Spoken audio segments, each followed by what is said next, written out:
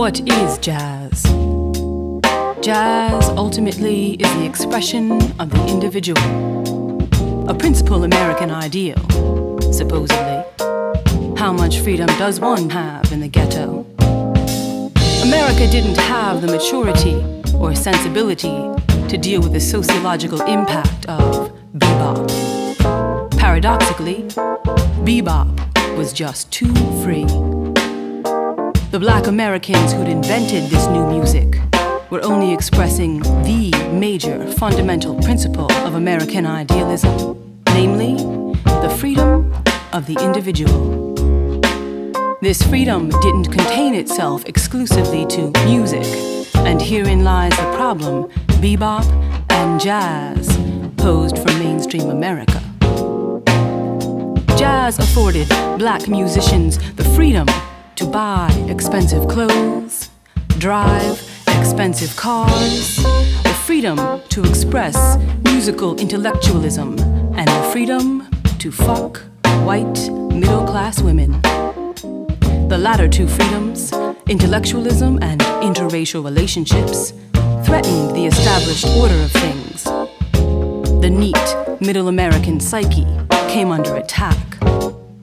The arrival of bebop brought a new generation of black jazz artists to the fore. These cats expressed all the freedoms jazz endowed, but significantly, they didn't smile for their white audiences. The predecessors of the bebop generation had been forced to smile. It became part of the repertoire of the black jazz musician. But the bebop generation's non-smile became the most significant non-smile in American history. White America could handle one dissenting Jack Johnson, but a whole movement of non-smiling, ungrateful blacks, this became a different issue.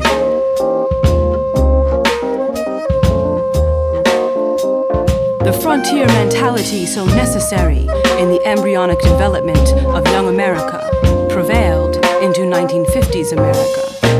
The energy needed to conquer that vastness that is America proved all-consuming, and in turn gave birth to the omnipresent doctrine of free enterprise. This doctrine dealt purely in practicalities. It left no time for thought. Thought prevented doing, and too many things needed doing. Hence, the doctrine didn't recognize the need to foster an intelligentsia which could add a discerning perspective. No time could be given to develop a morality in the great scheme. The mad rush refused to slow down. Intellectualism simply had no place or value in the American psyche.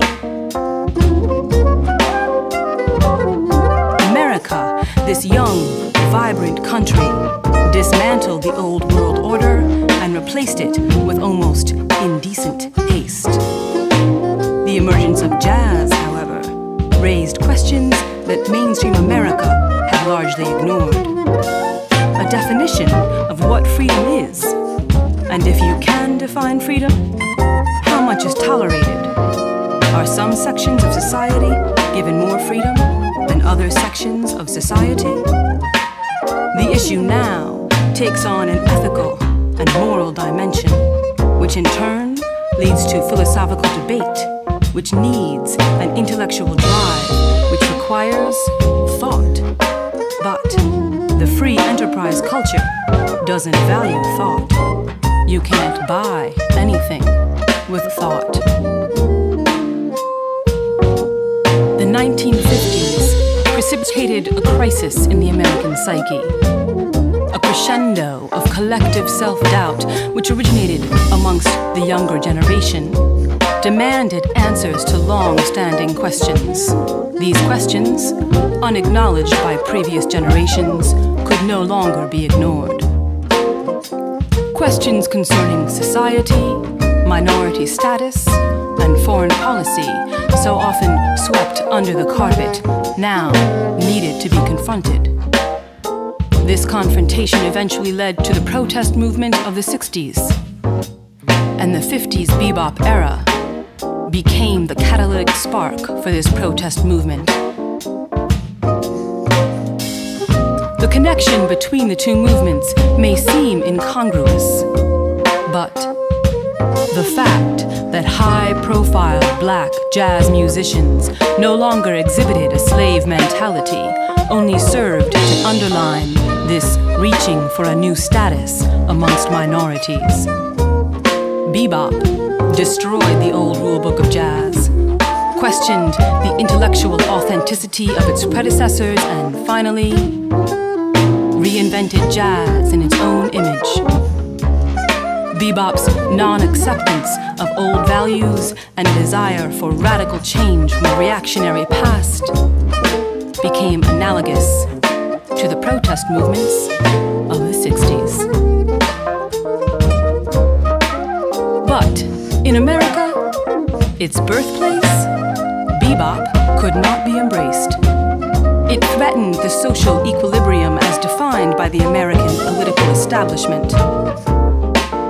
The political statement that bebop helped instigate would sadly have to look elsewhere for sustenance. Drugs claimed its most eloquent exponent, and many of its remaining protagonists became disillusioned. Not until the late 60s and early 70s did music regain its political impetus and dissenting voice. The advent of numerous protest songs, which became the anthems of the protest movement, eventually made their impact on the political and social consciousness of America. When this happened, bebop was nowhere to be seen. But its place in the protest pantheon of America is unequivocal. Bebop was just too ahead of its time.